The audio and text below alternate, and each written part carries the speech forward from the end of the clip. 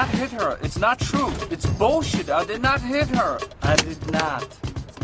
Oh, hi, Mark. Open up my eyes! I never misspelled anything! Not once, not one time!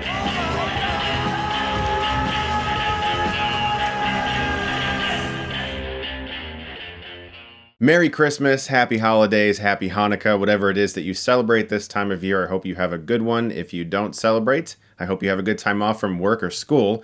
Around this time of year, you might find me watching a Christmas classic. A film like, say, Home Alone, It's a Wonderful Life, or even a guilty pleasure like Jingle All the Way. But if you're one of the gifted who understand the true Christmas spirit, that is Silent Night, Deadly Night, Part 2, then you'll be watching one of the greatest Christmas movies ever made. This sequel was directed by Lee Harry and stars Eric Freeman as Ricky Caldwell. And throughout this film, he's talking to a psychiatrist about murders that were committed by his brother Billy. All of this happened in the previous film. A kid who went to a very strict Catholic school suffered under the rough tutelage of Mother Superior. And as an adult, he dressed up like Santa Claus and went on a murder spree. Now his brother Ricky recounts the tale of how he too became a violent Christmas murderer. This is without a doubt one of the laziest and cheapest tactics I have ever seen for a sequel. This movie reuses so much footage from the first film. As Ricky is talking to this psychiatrist, we see flashbacks, but these aren't newly filmed flashbacks from a different perspective. It's the exact scenes from the previous film, and I would say 20 to 30 minutes of this movie is just reused footage from the last one. And since a lot of the new footage takes place in one room with this psychiatrist, this has got to be the cheapest fucking sequel ever made. But none of that really matters. Why? Because this film features one of the best performances ever committed to celluloid, that of Eric Freeman. His character's introduction is destined to be one of legend. Fuck off, Doc. Eric Freeman was a deeply skilled actor, who has since become known as the pioneer of the eyebrow technique. Some estimates put his eyebrow raises at over 130 times throughout the course of this movie. Truthfully, this actor has been a great sport about all of this. Most recently, he did a short film on YouTube where he portrayed the character again all these years later, and he was even part of the Scream Factory audio commentary on the Blu-ray. So good for him for embracing that, and for understanding just how wonderful he is in this movie. So the film opens with an extremely long pan up this man's body for the purposes of elongating the credits. And we understand that this man is about to be interviewed by a psychiatrist. And we can tell right off the bat that he's very dangerous. Although he's been given a lighter. We don't know why, but he has one.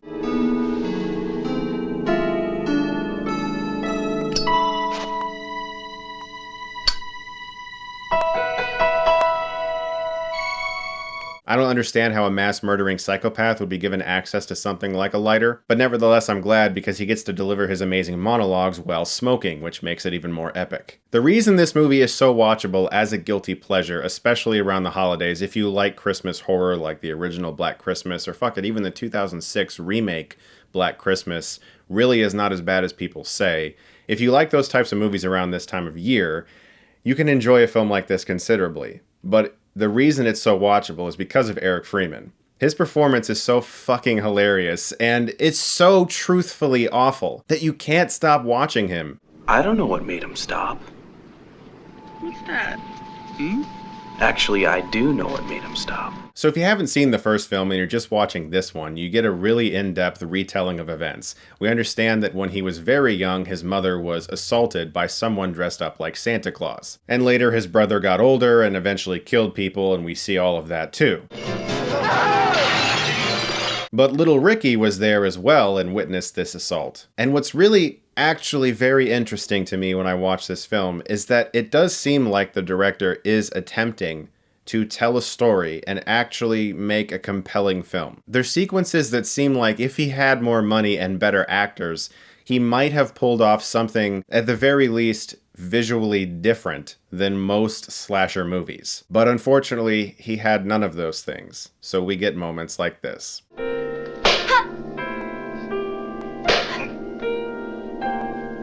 She was naughty. So these flashback sequences tell us more events from the first film, and we understand that his brother had a terrible time at this Catholic school. And eventually, as he got older, he worked at a toy shop, forced to dress up like Santa Claus, which was obviously traumatizing for him since he watched his mother get assaulted by someone dressed up like Santa. And when he was younger, he was forced to sit on the lap of Santa Claus, and he wasn't having any of that. You will learn gratitude. Say thank you to Santa Claus. No! Now he has the opportunity to terrify young children. I don't bring toys to naughty children. I punish them severely. But because of what he witnessed with his mother, he's now deeply bothered by anyone who's having sex, or a hint of romance of any kind. So, when that happens right in front of him, he feels the need to do something about it. When he's killing people, he's saying, "Punish! Punish!" over and over again, because at the Catholic school, that's what Mother Superior said to him whenever she would beat him. There is a compelling story here. Somewhere, there is actually a very fun and possibly emotionally satisfying movie here.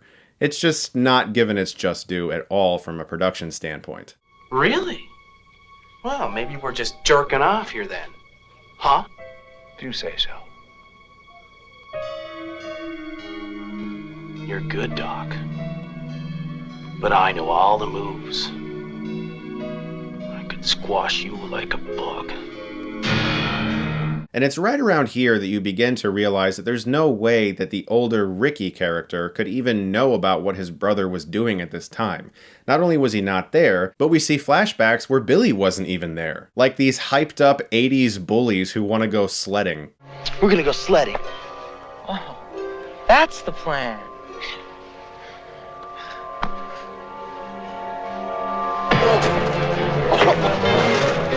All right, I'm sorry. Now get out of here. Speaking of these kids, they have my favorite death scene in the whole movie.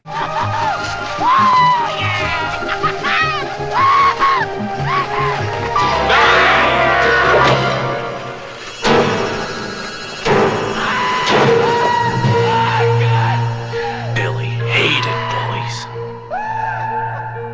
What keeps me interested as I watch this movie are not the flashback scenes to the previous, obviously. It's the current modern-day psychiatry sequences with Ricky and this doctor. Then whose fault was it? It was that bitch Superior. She made him do it. Was Billy being naughty? No. They were naughty. And the cops in this film are a thing to behold. There's something about Hilariocity cops. They're always the best cops you'll ever see in a movie. You don't get cops like this anymore. But as Ricky continues to retell his past, his monologues get increasingly intense. We're talking really dramatic shit here. It was about 5 years later that my stepdad died. And guess what? That hit me pretty hard. So here we begin to understand that as an adult, Ricky has taken on the role of avenger in a way. He feels like he has to help people who are in trouble. So it starts off in a slightly positive way, but goes very dark very soon. I've never told anybody this before. Let it out. Here it comes. There's a woman and a man in a park, and he begins to force himself on her. Ricky sees all of this and decides to take matters in his own hands.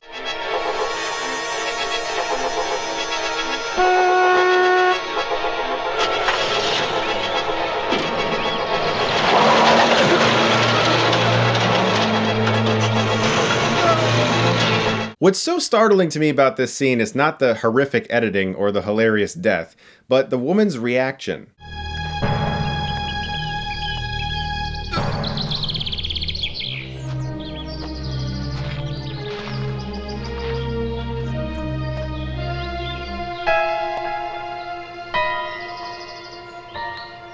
Thank you. But that's okay, because next we get right back to the psychiatry scenes.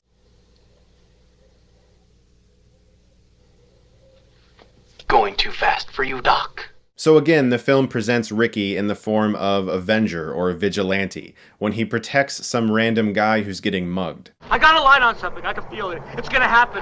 Hey, you know what? What? Oh!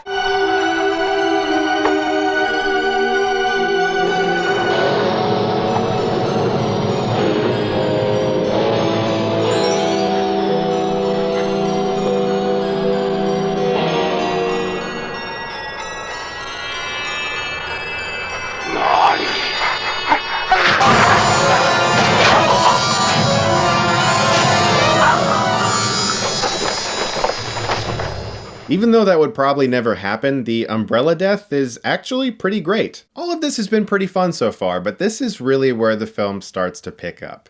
When he meets a girl that he falls in love with. And if you've seen this guy so far, you must be very curious to know how he might portray falling in love.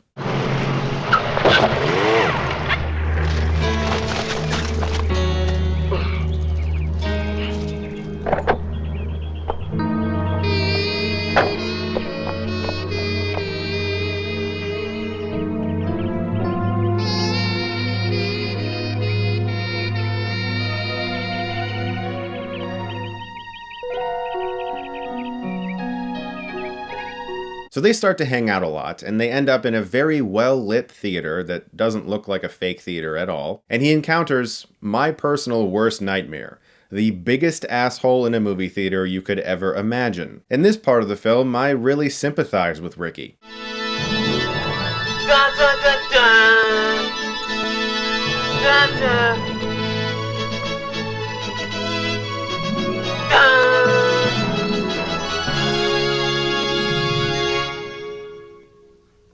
You got a problem, pal? If this scene couldn't get any better, you realize the film they're watching is actually about a guy who dresses up like Santa Claus and kills people. Punish. Ricky. Never mind the fact that everyone else in the movie's dead. Oh, stupid. Next thing you know...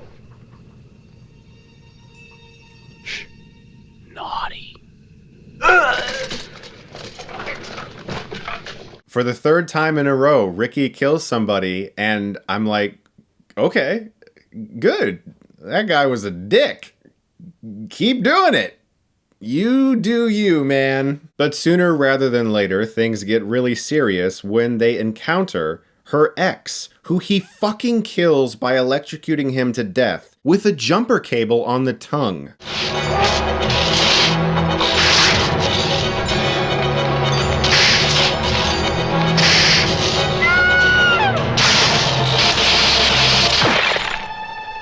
And since it's not really going too well for Ricky anymore, he decides to take things to the next level. What are you doing? Are you out of your mind? Very naughty. You've killed him. Punishment is good. I hate you, Ricky. Punishment is absolute. I hate you. Punish. Uh-oh.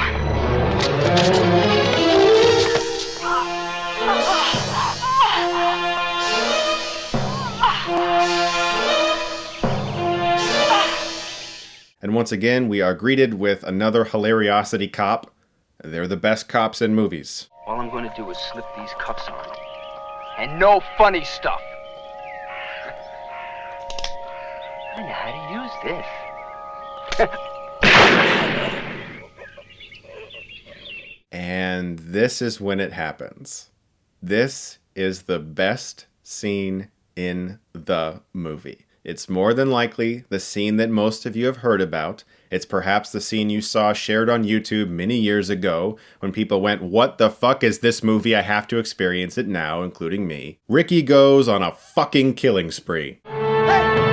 What the hell's all that noise out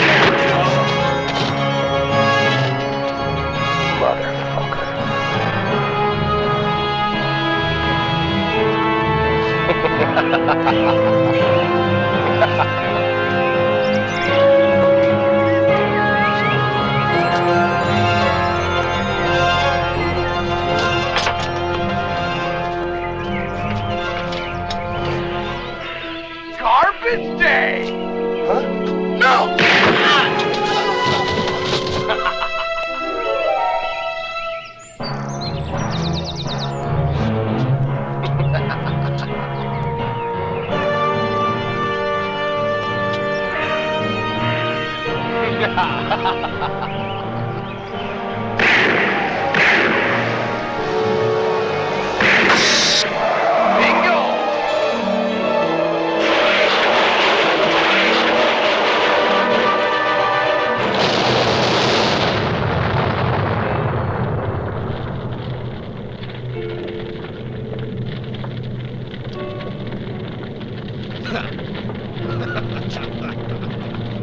Despite the deaths and the amazing garbage day quote, what gets me about this scene is how he thinks everything is so goddamn hilarious.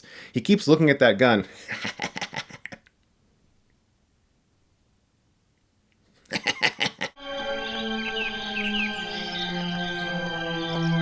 Drop your weapon! Drop it!